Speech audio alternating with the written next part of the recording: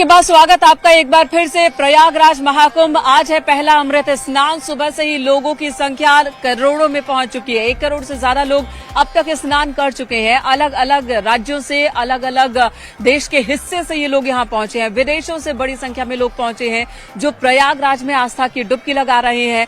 महाकुंभ का महा आयोजन हुआ है और इस महा आयोजन की महा कवरेज न्यूज 18 सुबह से ही आपके लिए लेकर आया है। और सुबह से हम आपको दिखा रहे हैं कि अलग अलग घाटों पर क्या इंतजाम किए गए हैं, जो श्रद्धालु आ रहे हैं उनके लिए क्या इंतजाम है, अखाड़ों से जो जुड़े संत हैं, नागा हैं, साधु हैं, वो कैसे स्नान कर रहे हैं, कैसे तय वक्त पर साधुओं का, नागाओं का स्नान शुरू हुआ और बारात की शक्ल में वो आगे बढ़े, ढोल नगाड़ों के आवाज के साथ, घंटी घड़ियाल की आवाज के साथ और एक भव्य जुलूस के शक्ल में आगे बढ़े और सब अखाड़े बारी बारी से स्नान करते हुए तय वक्त में।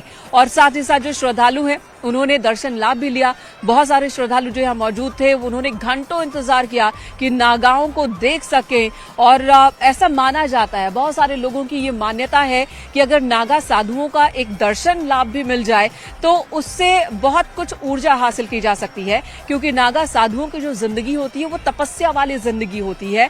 वो मोह माया से दूर होते हैं, तपस्या में लीन होते हैं, इसीलिए उन्हें ऊर्जावान माना जाता है कि उनके अंदर प्रकृति की, सभी ईश्वर की ऊर्जा है और उस ऊर्जा को कैरी करके वो जहां से गुजरते हैं वहां से वो ऊर्जा जाती है। तो बहुत सारे श्रद्धालु ऐसे भी मिलते हैं जिनका कहना है कि अगर साधुओं की संगति भी मिल जाए तो उससे खुद को बहुत पुण्य की प्राप्ति हो जाती है। जहां तक बात प्रयागराज में स्नान की है, त्रिवेणी में डुबकी लगाने की है, तो इसके पीछे की मान्यता है कि तमाम पापों का प्रायश्चित हो जाता है अगर गंगा में एक डुबकी लगा ले, और गंगा के स्मरण मात्र से ही पापों का नाश हो जाता है। और इसी सोच के साथ, इसी उद्देश्य के साथ करोड़ों की संख्या में श्रद्धालु पहुंचे हैं प्रयागराज में। अलग अलग जगहों की भी तस्वीर हम आपको दिखा रहे हैं। हमने अयोध्या की तस्वीर दिखाई, हमने आपको प्रयागराज के साथ ही वाराणसी और हरिद्वार की तस्वीरें भी दिखाई कि वहां पर भी मकर संक्रांति पर बड़ी संख्या में लोग स्नान के लिए पहुंचे हैं।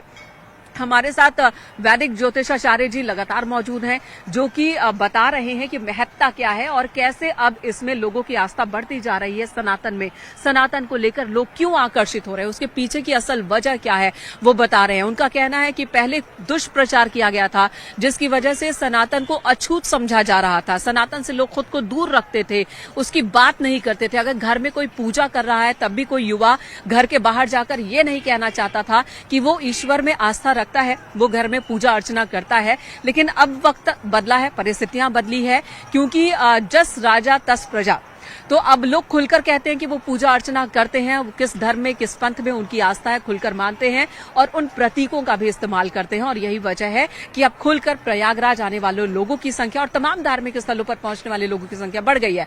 अगर बीते कुछ सालों की बात करें, केदारनाथ धाम हो, बद्रीनाथ धाम हो, यमुनोत्री हो, गंगोत्री हो, काशी विश्वनाथ हो, अयोध्या हो, हर जगह पर श्रद्धालुओं की संख्या पहुंचने में इजाफा है, श्रद्धालुओं की संख्या बढ़ गई। एक वजह यह भी है क्योंकि इन यात्राओं को सुव्यवस्थित भी कर दिया गया, सरल भी कर दिया गया है और इस वजह से भी लोग ज्यादा पहुंच रहे हैं। राजीव हमारे सहयोगी प्रयागराज कुंभ क्षेत्र से मौजूद है, सर्वेश का भी रुख करेंगे, लेकिन इससे पहले एक और सवाल होगा हमारा ज्योतिषाचार्य जी से।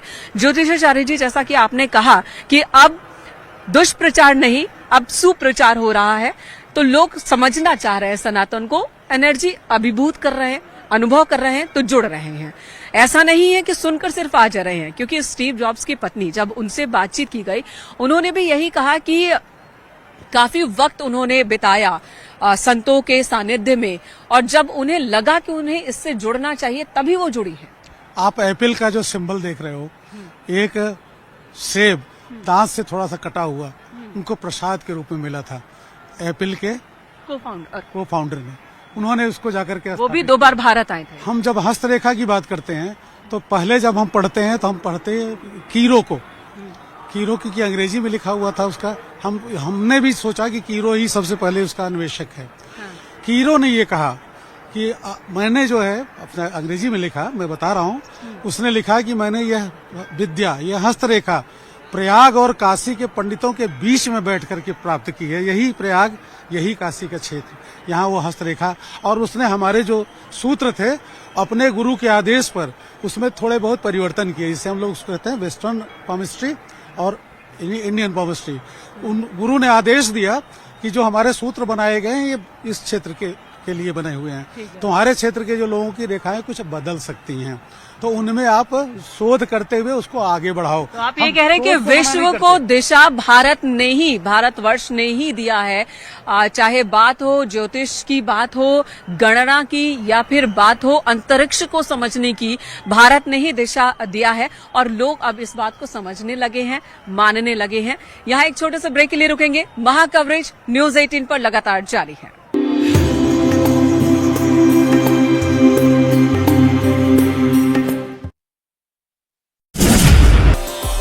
नमस्कार, आप देख रहे हैं न्यूज 18। मैं हूं आपके साथ मेनका चौधरी। प्रयागराज से ये सीधी कवरेज आप देख रहे हैं, लाइव कवरेज देख रहे हैं न्यूज 18 यूपी उत्तराखंड पर।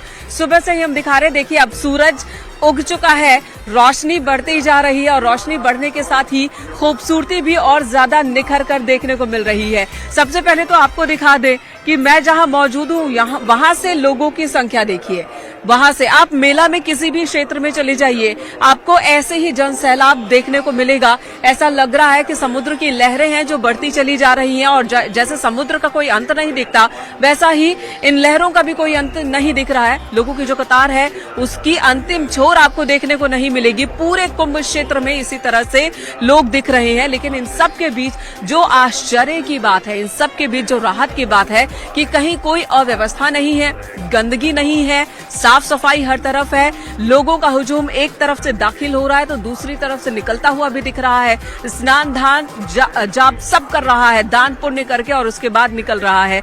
और सुबह से शुरू के 3 घंटे की बात की जाए ब्रह्म मुहूर्त में, तो 3 घंटे में ही 60 लाख से ज्यादा श्रद्धालुओं ने संगम में डुबकी लगाई है, प्रयागराज में डुबकी लगाई है पहले अमृत स्नान के दिन। और ये संख्या बढ़ती ही जा रही है और यकीन मानिए जैसे ही दिन खुलेगा और भी ज्यादा बड़ी तादाद में लोग आएंगे। पहले दिन के स्नान में पौष पूर्णिमा पर 1.5 करोड़ से ज्यादा लोगों ने स्नान किया था और आज जो अनुमान है वो 2 से 2.5 करोड़ तक का अनुमान लगाया जा रहा है कि इतने लोग, इतने श्रद्धालु आज स्नान करेंगे, जिसे लेकर मुकम्मल व्यवस्था की गई है। न्यूज 18 ने भी मेगा तैयारी की है, मेगा कवरेज की। हमारे सहयोगी अलग अलग क्षेत्र में मौजूद है जो वहां से तस्वीरें आप तक पहुंचा रहे हैं। और इस वक्त जो हम आपको तस्वीर दिखा रहे हैं, जो नजारे आप देख रहे हैं, ये प्रयागराज महाकुंभ के ही है। हमारे सहयोगी राजीव लगातार हमारे साथ मौजूद हैं। राजीव बताएंगे कि कैसे अखाड़ों का स्नान चल रहा है। पहले अखाड़े के स्नान का वक्त और पहला अखाड़ा जो स्नान करता हुआ, उसके बाद एक के बाद एक अखाड़े जो है वो स्नान करेंगे। 13 अखाड़े स्नान करेंगे और दूसरी तरफ दूसरे घाटों पर आम लोग, आम श्रद्धालु, उनका भी स्नान दान चल रहा है। राजीव, आपके पास आती हूँ। हमारे साथ खास मेहमान भी जुड़ेंगे, आशुतोष जी, उनसे भी हम बहुत सारी जानकारी लेंगे। लेकिन आप ये बताएं कि वहां पर अभी क्या हो रहा है उस घाट पर और किस तरह की भव्यता देखने को मिल रही है। अब देखिए मेनका पहले अखाड़े के बाद अब आप देख सकते हैं कि इस वक्त निरंजनी और आनंद अखाड़े के जो नागा हैं वो संगम पर पहुंच चुके हैं अमृत स्नान के लिए। आप देख सकते हैं कि इस वक्त निरंजनी और आनंद अखाड़े के जो पूज्य साधु संत हैं वो इस वक्त संगम तट पर पहुंच रहे हैं, एक के बाद एक। अब सबसे पहले जो नागा है साधु वो पहुंचे हैं और अब एक के बाद जो निरंजनी और आनंद अखाड़े के मंडलेश्वर हैं, वो सभी पूज्य संतों का जो रथ है वो अब से कुछ ही सेकंड्स के बाद आपको कैमरे में दिखाई देगा। उसके पहले आप देख सकते हैं कि ये वो सभी निरंजनी और आनंद अखाड़े के भक्त हैं, फॉलोअर हैं, जो इस वक्त संगम तट की ओर बढ़ते हुए नजर आ रहे हैं। जो भव्य और दिव्य काफिला है वो भी वहां से निकल चुका है पैंटूनपुर। और आप पूछ सकते हैं अमावस्या तो अशुभ तिथि होती है, तो ऐसा क्यों, मतलब कॉन्ट्रडिक्शंस लगता है।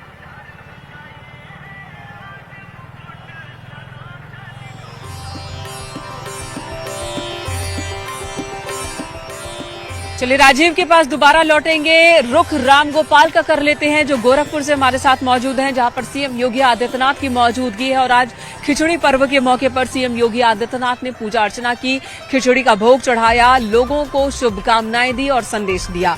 रामगोपाल, आपके पास आती हूँ। सीएम योगी के आज के कार्यक्रम क्या क्या हैं, किस तरह से हैं? बिल्कुल, मुख्यमंत्री योगी आदित्यनाथ आज दिन भर गोरखनाथ मंदिर में ही मौजूद रहेंगे और यहाँ पे जो है खिचड़ी का प्रसाद वितरित किया जाएगा उसमें रहेंगे। लेकिन इस वक्त जो तस्वीरें दिखा रहा हूँ ये मेन मंदिर का प्रांगण है और आप देखिए यहाँ पे जो श्रद्धालु हैं वो अपनी बारी का इंतजार कर रहे हैं। चूंकि जो क्राउड मैनेजमेंट है, लाखों की संख्या में श्रद्धालु यहाँ पे आए हुए हैं, लेकिन जो क्राउड मैनेजमेंट है उस मैनेजमेंट के तहत श्रद्धालुओं को 4 से 5 जगहों पे रोका जाता है और 100 की संख्या में छोड़ा जाता है। महिलाएं और पुरुष अलग अलग। मेन मंदिर में प्रवेश करने के बाद भी 3 जगहों पे रोका जाता है। जैसे अभी एक तस्वीर आपने देखी है, एक दूसरी तस्वीर ये देखिए कि यहाँ पे आपको सिर्फ दोनों तरफ, मेरे दोनों तरफ सिर्फ लोग ही लोग नजर आ रहे हैं और ये लोग सिर्फ गोरखपुर पूर्वांचल बल्कि बिहार के कई जिलों से यहाँ पे खिचड़ी चढ़ाने के लिए आए हुए हैं, साथ ही नेपाल से यहाँ पे खिचड़ी चढ़ाने के लिए आए हुए हैं। और ये जो लाइन है, ये लाइन करीब